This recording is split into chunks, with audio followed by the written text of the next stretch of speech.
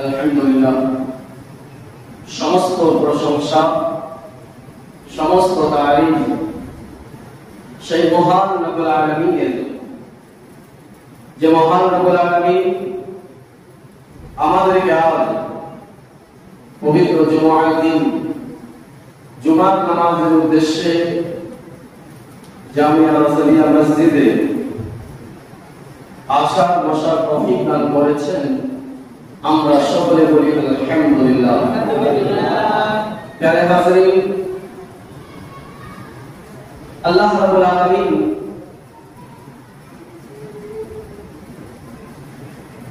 আঠারো হাজার মখলুকাত বানিয়েছেন।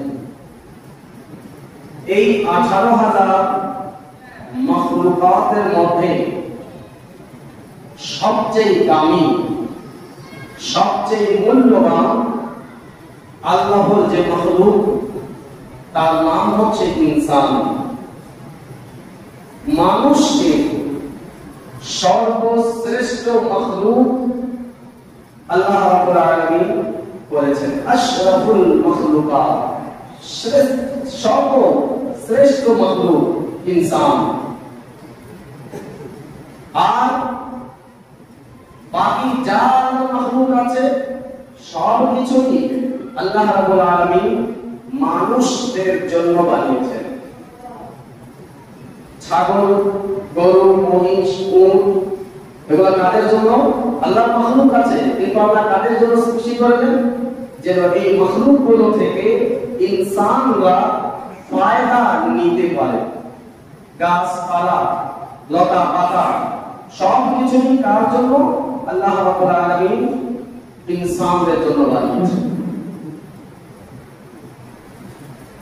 আর আল্লাহ রাব্বুল আলামিন এই আশরাফুল মখলুকাতকে দুনিয়াতে পাঠাবেন, এর আগেই আল্লাহ রাব্বুল আলামিন আমাদেরকে দুনিয়াতে পাঠানোর আগেই সব কিছু আগে সৃষ্টি করে দিলেন, যেন আমার বান্দা আশরাফুল মখলুকাতরা যখন এই দুনিয়াতে আসবে তাদের কোন ধরনের যেন কষ্ট না হয়।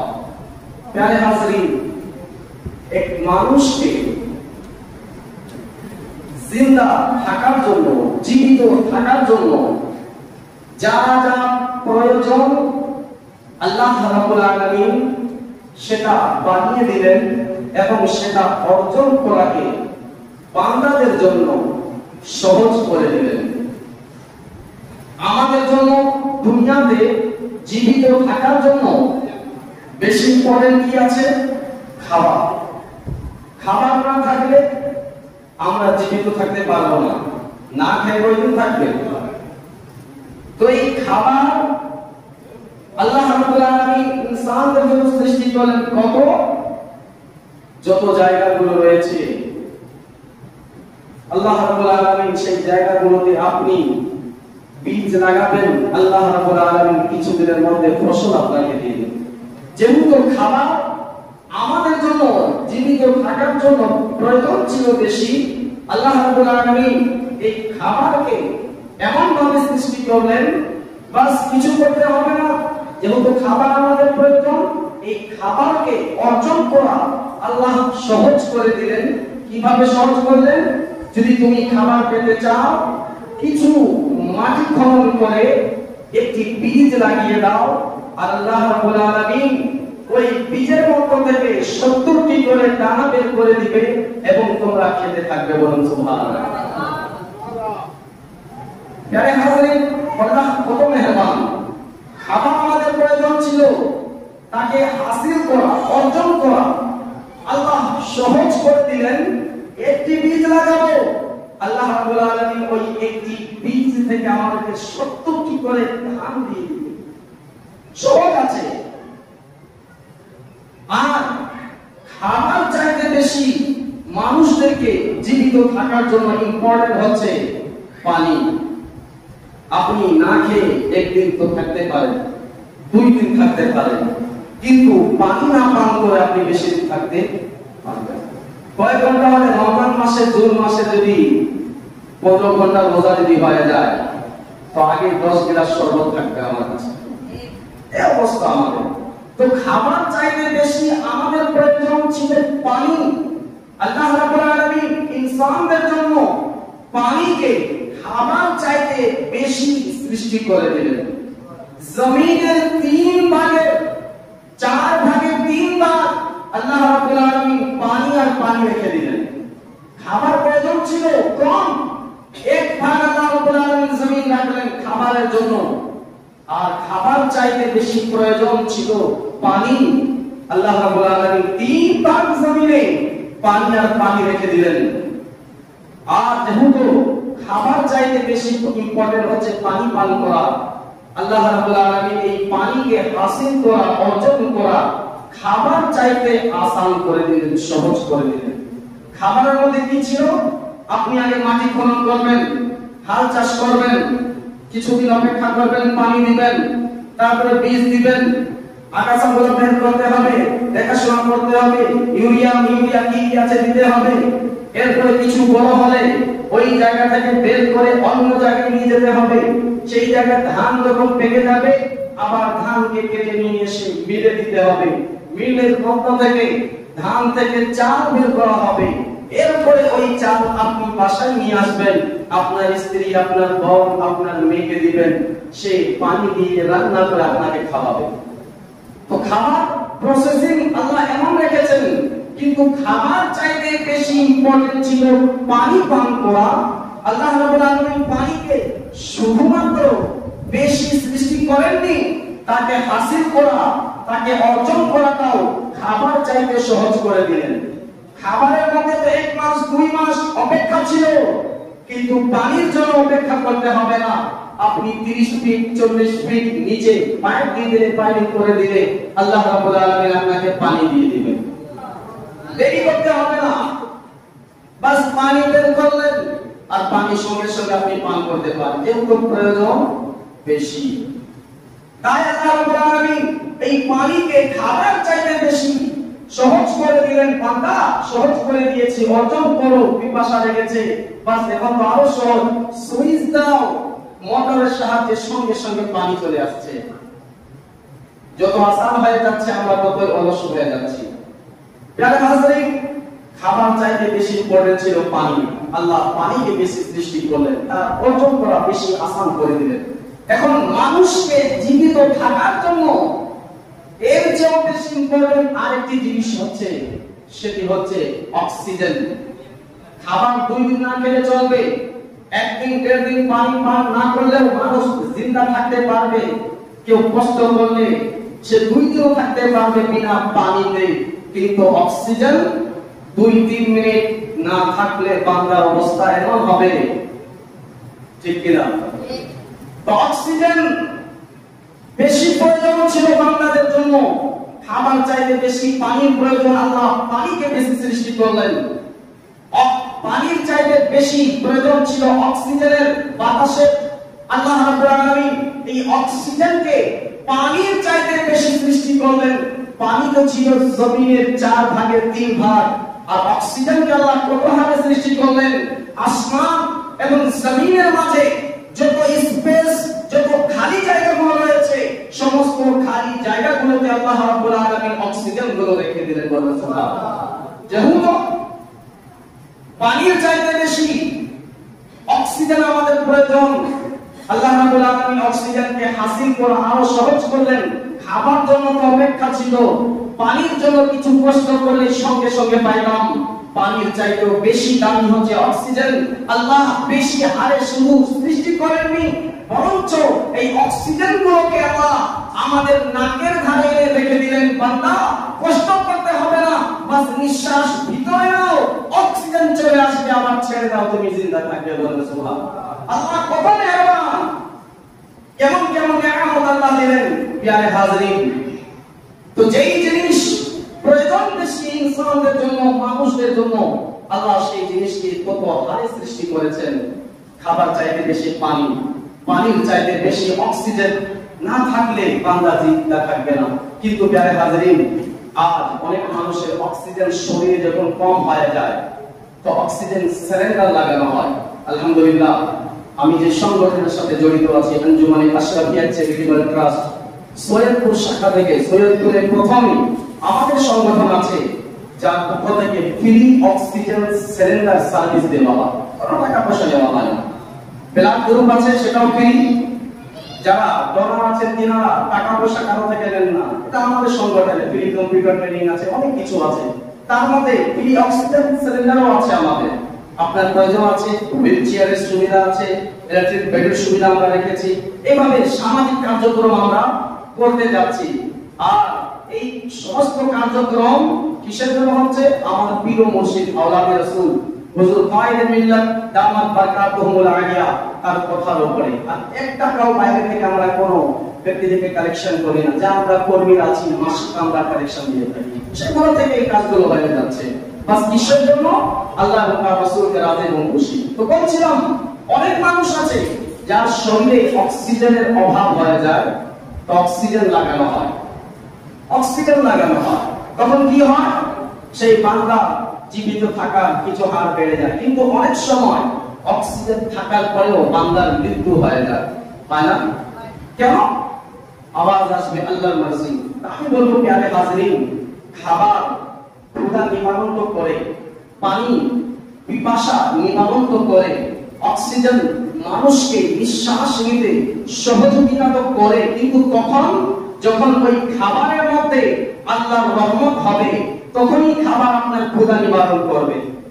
পানি তখনই আপনার পিপাসাকে নিবারণ করবে, যখন পানির মধ্যে আল্লাহ রাব্বুল আলামিন আল্লাহ তার রহমত দিয়ে দিবে, তখনই ওই পানি আপনার পিপাসাকে নিবারণ করবে। যদি রহমত না থাকে, সেই পানি আপনার পিপাসা মিটাতে পারবে না। কিয়ামতের ময়দানের কথা বলা হয়েছে, কেউ যদি 7টি সমুদ্র পানি পান করে নেয়, তাও তার পিপাসা শেষ হবে না, কিন্তু কাউসারের একটি পেয়ালা যদি পান করে নেয়, তার পিপাসা এক নিমিষে শেষ হয়ে যাবে। কেন? তার মধ্যে আল্লাহর রহমত আছে। তো প্যারে হাজরিন, বোঝা গেল খাবারের মধ্যে খাবার মানুষকে কাজে লাগানোর জন্য আল্লাহর রহমত প্রয়োজন, পানি পিপাসা নিবারণের জন্য আল্লাহর রহমতের প্রয়োজন, অক্সিজেন ভিতরে নেওয়ার জন্য এবং বাইরে ছাড়ার জন্য আল্লাহর রহমতের প্রয়োজন। আল্লাহর রহমত যদি না থাকে, এই কাজগুলো হবে না।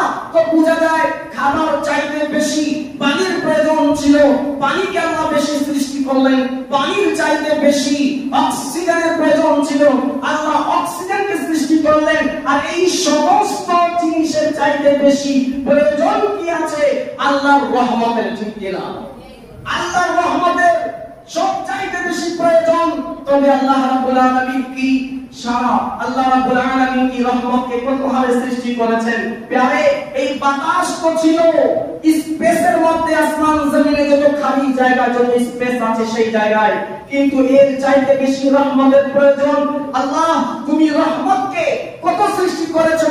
আল্লাহ রাব্বুল আলামিন বলেন, বান্দারে কুরআন তিলাওয়াত করো, আমি তো ইরশাদ করে দিয়েছি, মা আরসালনাকা ইল্লা রাহমাতাল লিল আলামিন, আমি তো সমস্ত জাহানের জন্য আমার হাবিবকে রহমত হিসেবে পাঠিয়ে দিয়েছি। রহমত এমন কোন বাত নেই যেই জায়গায় রহমত আল্লাহ নেই। আসমানের উপরে আল্লাহর রহমত আছে, জমিনের নিচে আল্লাহর রহমত আছে, পানির মধ্যে আল্লাহর রহমত আছে। তো এই রহমত কে আছে? আল্লাহর রহমত হিসেবে কাকে পাঠিয়েছেন? তো রহমত আর কেউ নেই, রহমত হয়ে আমাদের কাছে এসেছেন যিনি, তিনি হচ্ছেন আখিরি নবী হযরত মুহাম্মদ আরবি সাল্লাল্লাহু আলাইহি ওয়াসাল্লাম। তিনি হচ্ছেন প্যারে হাজরিন। এখন বাতাসের বেশি প্রয়োজন ছিল, আল্লাহ নাকের কাছে রেখে দিলেন। রহমতের বেশি আমাদের প্রয়োজন।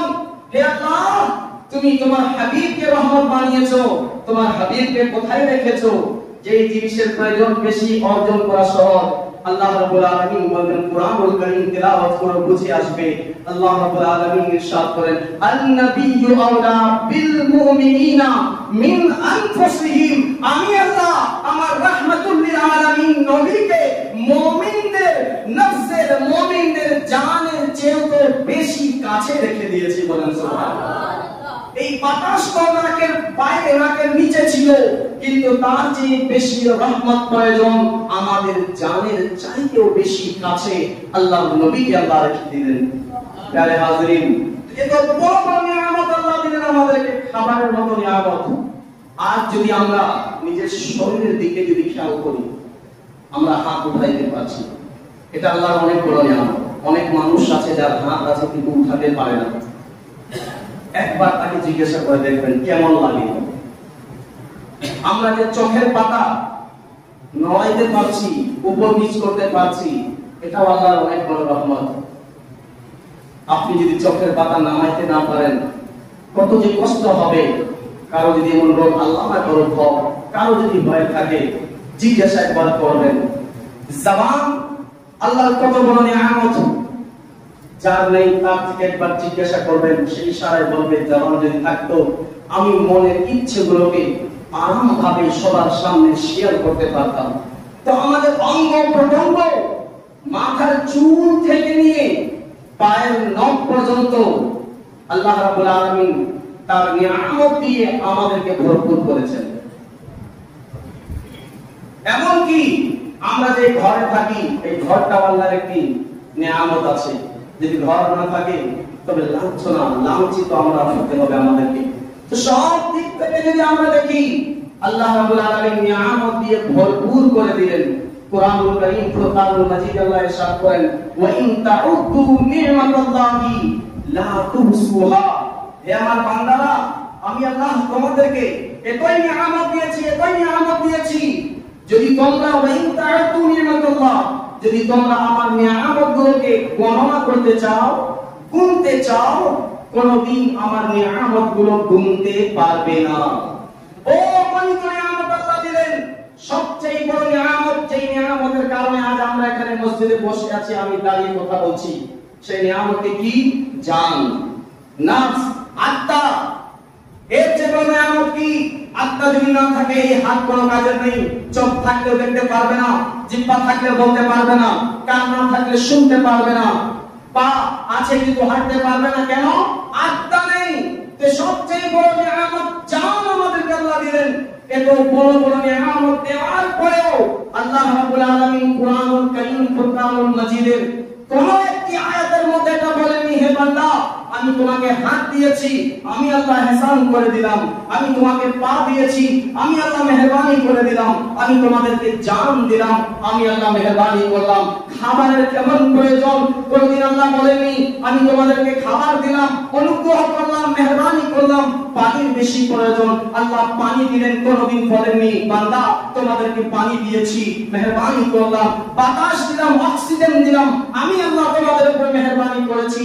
কুরআনুল কারীম পুরা 30 পারা বিসমিল্লাহর বা থেকে নিয়ে সূরা নাসের সিন পর্যন্ত আপনি পড়ে দেখুন, একটি কোন আয়াত দেখাতে পারবেন না আল্লাহ অগণিত নিয়ামত দেওয়ার পরে আমাদেরকে বলেছেন বান্দা এই নিয়ামত দিলাম, ওই নিয়ামত দিলাম, আমি আল্লাহ অনুগ্রহ করলাম। না না না, দেখাইতে পারবেন না। কিন্তু আল্লাহ রাব্বুল আলামিন এমন একটি নিয়ামত দিলেন এবং ওই কুরআনুল কারীম ঘোষণা করে দিলেন যে হে আমার বান্দারা, আমি অগণিত নিয়ামত দিয়েছি, আমি আল্লাহ ihsan করিনি, কিন্তু একটি নিয়ামত পাঠাচ্ছি, সকলের কাছে নয়। এই নিয়ামত শুধুমাত্র হবে মুমিনদের জন্য, কাফিরদের জন্য না, মুশরিকদের জন্য না, মুনাফিকদের জন্য না।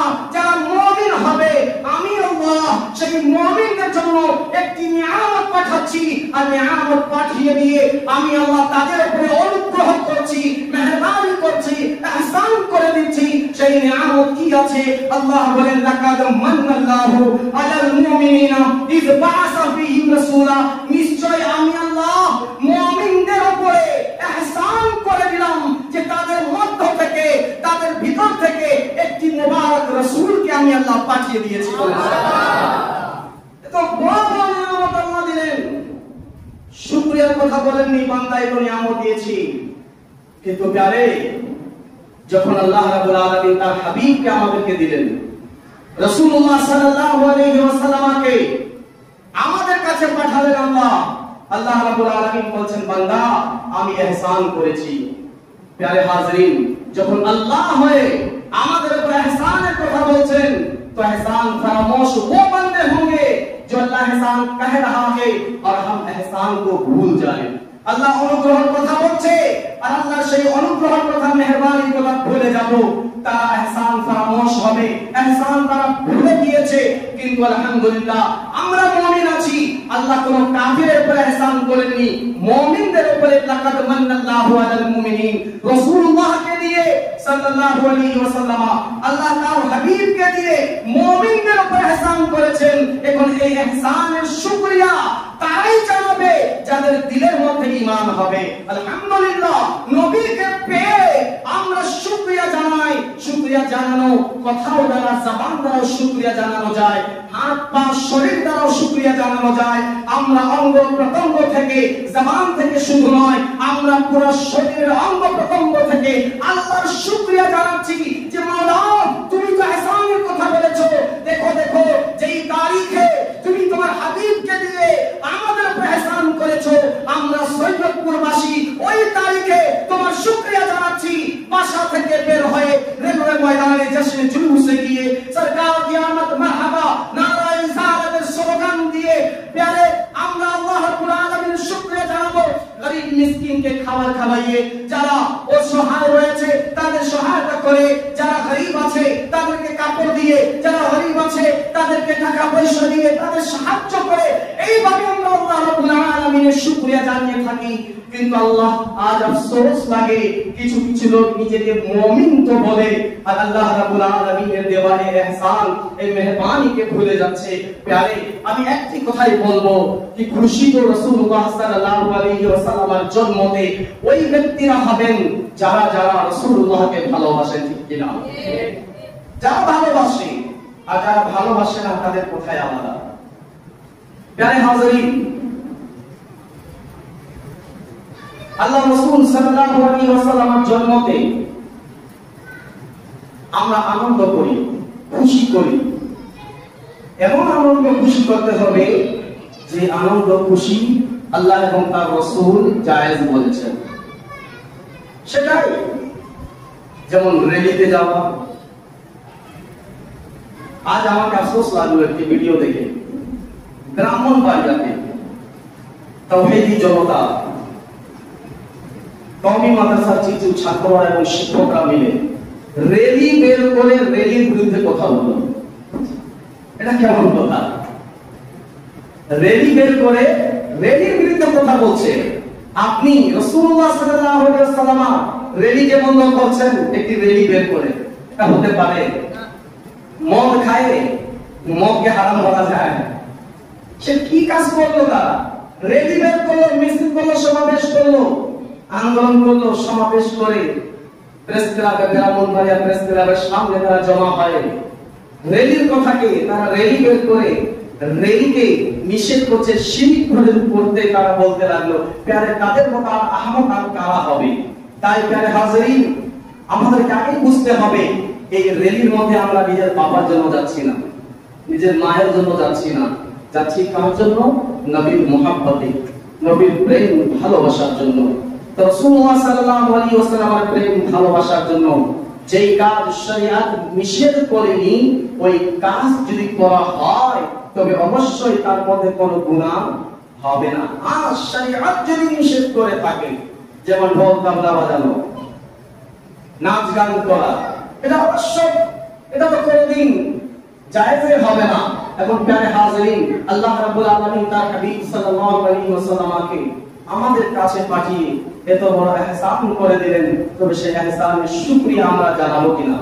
অবশ্যই জানাবো। তো শুকরিয়া জানাবো শুধুমাত্র রেলিতে গিয়ে না, ঠিক আছে? রেলিতে গিয়ে সরকার কিয়ামত মারহাবা হোক, নারায়ে রিসালাত ইয়া রাসূলুল্লাহ সাল্লাল্লাহু আলাইহি ওয়াসাল্লাম হোক, এইভাবে স্লোগান অবশ্যই দিবেন। এটা একটি বহিঃপ্রকাশ রয়েছে ইশকের। কিন্তু শুধু এই কাজটি করে নিলে হবে না। রাসূলুল্লাহ সাল্লাল্লাহু আলাইহি ওয়াসাল্লামের মিলাদ শুধু পালন করে নিলে হবে না, মিলাদ তো পালন করতেই হবে, আমি তা অস্বীকার করি না। অহরহ কোরআন হাদিস থেকে দলিল আছে মিলাদের, যে মিলাদ পালন করা যায়, অহরহ আছে, একটা দুটা না, অনেক কয়েকটা দলিল আছে কোরআন এবং হাদিস থেকে। কিন্তু সেই দলিলগুলোকে আমি একটু সাইডে রেখে শুধু মিলাদ পালন করলে হবে না। নবী করিম সাল্লাল্লাহু আলাইহি ওয়াসাল্লাম এই দুনিয়াতে যে আসলেন এটাকে মিলাদ বলা হয়। উনি যে দুনিয়াতে আসলেন এটাকে কি বলা হয়? মিলাদ। মিলাদ মানে জন্ম। ওনার এই দুনিয়াতে আগমন হলো, তো আগমন শুধু পালন করে নিলে হবে না, আকা করিম সাল্লাল্লাহু আলাইহি ওয়াসাল্লাম এই দুনিয়াতে আগমন করার উদ্দেশ্য কি ছিল, সেই উদ্দেশ্য আমাদেরকে লক্ষ্য করতে হবে, সেই উদ্দেশ্য আমাদেরকে দেখতে হবে। রাসূল আকরাম সাল্লাল্লাহু আলাইহি ওয়াসাল্লাম এই দুনিয়াতে আগমনের উদ্দেশ্য এটা ছিল যে এক ভাই অপর ভাইয়ের সঙ্গে মহব্বত করুক। আছে কি না? আইয়ামে জাহিলিয়াতের মধ্যে নবী পাক সাল্লাল্লাহু আলাইহি ওয়াসাল্লাম এই দুনিয়াতে আসার আগে আরবের অবস্থা খুব কটু, খুব খারাপ ছিল। এমন ছিল যে কথায় কথায় তারা ঝগড়া করত, কথায় কথায় তারা লড়াই করত। কেউ যদি কাউকে কিছু বলতো, তার পুরো কবিরা মিলে দল বেঁধে তারা এসে মারামারি করতে লাগতো।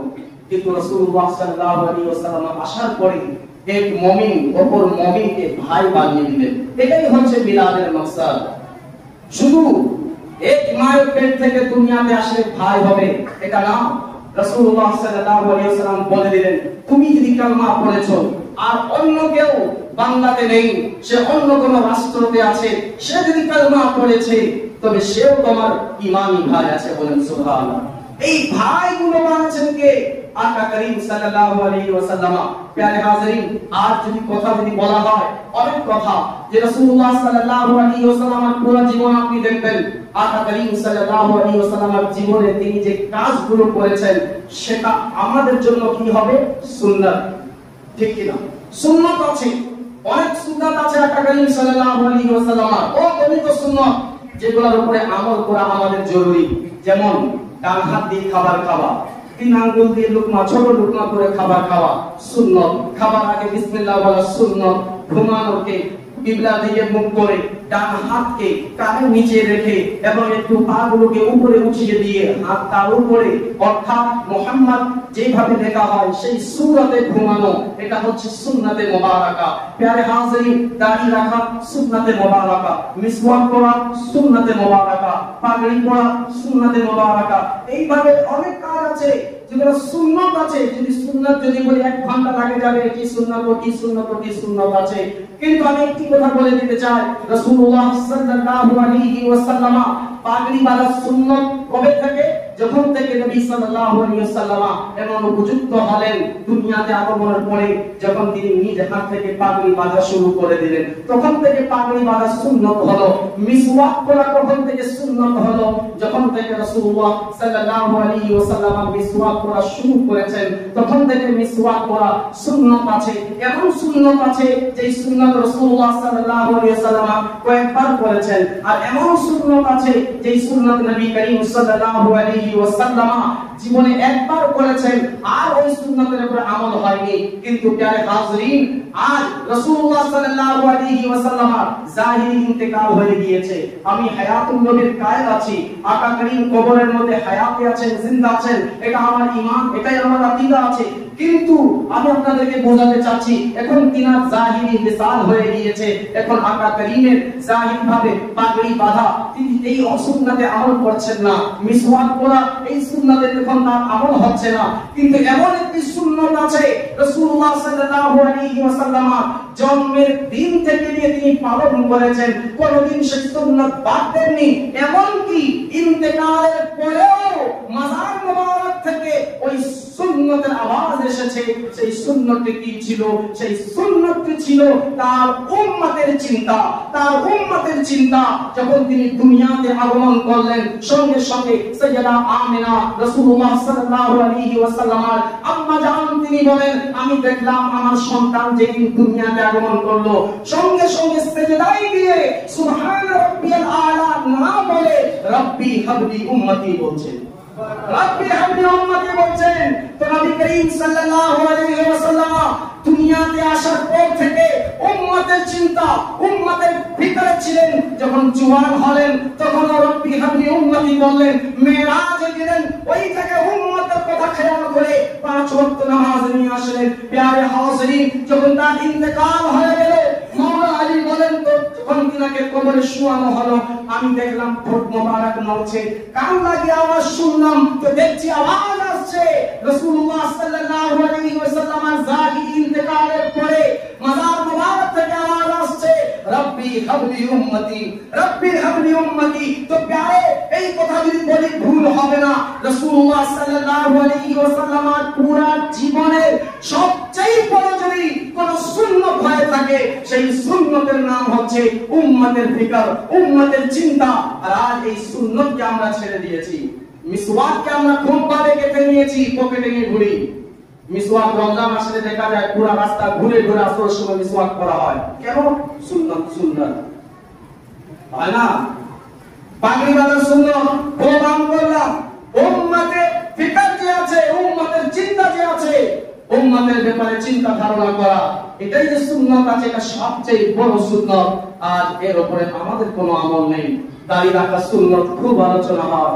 উম্মতের চিন্তা যে করতে হবে, উম্মতের ফিকর যে করতে হবে, রাসূলুল্লাহ সাল্লাল্লাহু আলাইহি ওয়াসাল্লামের উম্মতের চিন্তা করা, এটা হচ্ছে সবচেয়ে বড় সুন্নাত। এখন এর উপরে যদি বিস্তারিত আলোচনা যদি করতে চাই, আরেকটি জুমার মতো লাগবে সময়। তাই প্যারে হাজিরিন, যদি আল্লাহ বাঁচাই রাখেন, আগামী শুক্রবার উম্মতের ফিকরের উপরে কি কাজ আমাদেরকে করতে হবে, যে কাজে এই সুন্নতের সবচেয়ে বড় যে সুন্নত উম্মতের চিন্তাধারা, এর উপরে আমাদের আমল হয়ে যাবে। বাস একটি কথা, সেই কথার উপরে যদি একটি কথায় সমস্ত কথার উপরে ভারী হয়ে দাঁড়াবে, একটি কথা এই জুমাতে বলে শর্ট করে বলে দেই, বাস উম্মতের ফিকর এটাই আমাদের দ্বারা হবে। আপনি যদি কারো ভালো যদি করতে না পারেন, বুঝে গেছেন তারপরে আমি কি বলতে চাই, যদি আমার দ্বারা কারো উপকার যদি না হয়ে থাকে, তুমি আমার দ্বারা কারো যেন ক্ষতি, आप अगर किसी के लिए दुआ नहीं कर सकते तो उसके लिए बद्दुआ भी मत करो। আপনি যদি কারো প্রশংসা করতে পারেন না, তবে তার গীবতও করিয়েন না। এটাই হচ্ছে উম্মতের ফিকর, এটাই হচ্ছে উম্মতের চিন্তা। আপনি যদি কারো সাহায্য না করতে পারেন, তবে তার গরিবীর, তার মুফলিসি, তার কম টাকার আপনি ঠাট্টা ইয়ার্কি করিয়েন না, তার মজাক, তার ঠাট্টা উড়ায়েন না। এটাই হচ্ছে উম্মতের চিন্তা, আর এটাই হচ্ছে উম্মতের ফিকর। প্যারে হাজিরিন, শুধু মিলাদ পালন করে শেষ করে দিলে হবে না। বিরিয়ানি রান্না করলাম, খেয়ে নিলাম, জর্দা রান্না করলাম, খেয়ে নিলাম, হবে না। মিলাদের মাকসাদ কি ছিল? মিলাদের মাকসাদ এটাই ছিল, আপনি অন্য মায়ের গর্ভ থেকে এসেছেন, আপনি বাংলাদেশী হন বা অন্য দেশী হন, আমাদের নবীর কালমা পড়েছেন, মুসলমান আছেন, আপনি আমার ভাই আছেন। এটাই হচ্ছে রাসূলুল্লাহ সাল্লাল্লাহু আলাইহি ওয়াসাল্লামের মিলাদের মাকসাদ। তাই প্যারে হাজিরিন, আজ 11 রবিউল আউয়াল আছে, আগামীকাল 12 রবিউল আউয়াল। সকাল সকাল আমরা নিজ নিজ এলাকা থেকে রেলি বের করবো, ইনশাআল্লাহ। করবো কিনা? এটা হবে আনন্দ রেলি। এখন অনেকে প্রশ্ন করে, রেলি में जाकर क्या होगा? ये सवाल कौन करता है जिसके दिल में मोहब्बत की कमी होती है? তাই বলে क्या होगा, এমন ভাবে বলে যে মুখ মুখ টেরা করে, দেখলেই মনে হয় কি বেচারা জান্নাতি না, মুখ এমন টেরা করে। জান্নাতীরা সবসময় হাসি দিতে থাকে, তারা उसके चेहरे पे हमेशा मुस्कान होता है। जन्नती ये पहचान है, এটা মুমিনদের পহচান। क्या हो, তাই বললাম দেখো কি হবে। বাস একটু কথা বলে সময় হয়ে যাচ্ছে, 22 হয়ে যাচ্ছে, শেষ করে দিব ইনশাআল্লাহ। আপনি দেখবেন ভোটের সময় আসবে, কেউ যে পার্সোনালি নেবেন না, আমি পার্সোনালি কাউকে কিছু বলি না, একটি মিসাল আপনাদেরকে দিচ্ছি। পার্সোনালি নেবেন না। ভোটের সময় যখন আসে, সেটা মেম্বারি ভোট হোক, চেয়ারম্যানই ভোট হোক, মেয়রের ভোট হোক বা এমপি ভোট হোক, যেটাই হোক, আপনি দেখবেন কিছু কিছু 100 জন 200 জন মিলে মিলে আমার ভাই, তোমার ভাই, অমুক ভাই, অমুক ভাই, অমুক ভাই, মার্কা, অমুক মার্কা। আর কারো মার্কা নিয়ে বললাম না, তবে ইমাম সাহেব আচ্ছা বানানা হ্যাঁ, গড়বড় हो गया। भाई मेरे को रेली में भाई ना जोड़े बोलूं ना, ना यहाँ नहीं होगा। आप इतना आस्ते क्यों बोल रहे हैं? आप लोग गए नहीं हैं। তো কারা কারা যায় ভোটের মধ্যে, ওই রেলির মধ্যে? যারা যারা ভালোবাসে, কি আমি তার ভোট করব, তিনি আমাকে ভালো লাগে, উনি হলে ভালো, তারা। আর কেউ আছে যে ভালো তো বাসে না, কিন্তু তাও চলে যায়। কেন? क्या चले जाएंगे तो फिर होता है कि नहीं? আমি আগে বলছি পার্সোনালি কেউ নেবেন না। তো এই রেলি বের হচ্ছিল, আমার ভাই, তোমার ভাই, তাহলে বলে তোমার কি আপন ভাই? বলে না, আমার আপন ভাই না। তা আমার ভাই তোমার ভাই কেন বলতে যাচ্ছ? বলে মৌলানা সাহেব বুঝবেন না, আমরা রেলি বের করছি, জুলুস তার নামে বের করছি, তো ফায়দা কি? क्या मिलेगा, क्या मिलेगा? तो बोला मौलाना साहब আপনি বুঝবেন না क्या मिलेगा। अगर समझना है मेरे साथ चलिए সঙ্গে গেলাম হাত ধরলো আমার কয়েক পাক দিল রেলি তারপর শেষ করলো যার ভোট করছিল তার বাসায় গিয়ে মেম্বার হোক চেয়ারম্যান হোক যেটাই হোক তার বাসার সামনে রেলিটা শেষ করলাম এখন দেখেন না क्या मिलेगा আপনি पूछा था ना देखिए क्या मिलता है গেলাম তারপর দেখলাম যার ভোট করছিল উনি আসলেন যিনি দাঁড়িয়েছেন ভোটে তিনি আসার পরে প্রত্যেক জনকে একটি করে খাম দিচ্ছেন একটি করে প্যাকেট দিচ্ছেন কি क्या है ये समझे हम लोग जो प्रमुख भाई किए ये उसी का नतीजा है ये उसी का नतीजा है এটা তারে বিনিময় দিলেন আমরা 1 ঘন্টা তার নামে স্লোগান লাগাইলাম তার নামটি অলিতে গলিতে বললাম তিনি খুশি হয়ে আমাদেরকে টাকাটা দিলেন ये अलग बात है बात को फिर डबल दुगने से वापस लेते हैं इसीलिए बात वाला मसला है তিনি আমাদেরকে দিলেন খুশি হয়ে দিলেন আচ্ছা यही तो मिलता है তিনি দুনিয়াদার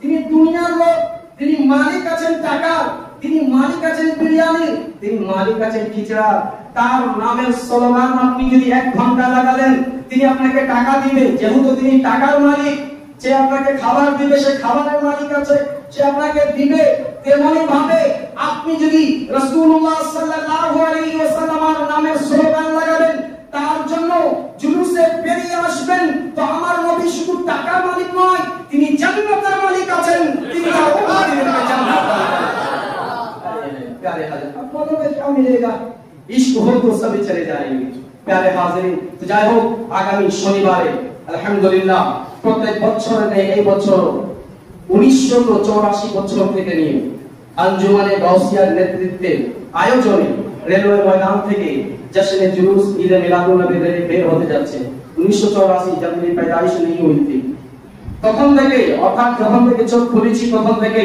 আঞ্জুমানে গাউসিয়ার পক্ষ থেকে বেনার থেকে এই র্যালিটি রেলওয়ে ময়দান থেকে বৃহত্তম উত্তরবঙ্গের সবচেয়ে বড় একটি র্যালি বের হয় আলহামদুলিল্লাহ এইবারও আঞ্জুমানে গাউসিয়া আয়োজন করেছেন এবং আলহামদুলিল্লাহ এই বছর এই র্যালির নেতৃত্ব দিবেন রাসূলুল্লাহ সাল্লাল্লাহু আলাইহি ওয়াসাল্লামের বাগানের ফুল औलाद रसूल सैयद फैजान अशरफ अशरफी अल जिलानी मददुल आলী নবীর আওলাদ থাকবেন আজকে এই অংশের এই জুলুসের মধ্যে তো তাই আমরা কি করব এই জিনিস এলাকা থেকে আগে 8টা দিকে রেলি বের করে 9টার মধ্যেই আমরা রেলওয়ে ময়দানে উপস্থিত হয়ে সৈয়দপুর শহরে আমরা যা রেলি কার্যক্রম করে আমার রেলওয়ে ময়দানে আসবে কিছু সংখ্যক কথাগুলো হবে সালাত ও সালাম হবে তারপর আমরা এই জিনিস বাসায় ফিরে আসব এবং আজ আহলে সুন্নাত ওয়াল জামাত সৈয়দপুর শাখা থেকে এবং ইমাম আহমদ রাজা ফাউন্ডেশনের পক্ষ থেকে জিআরপি মোড় থেকে প্রত্যেক বছরের মতো এবছরও মোটরসাইকেল র্যালি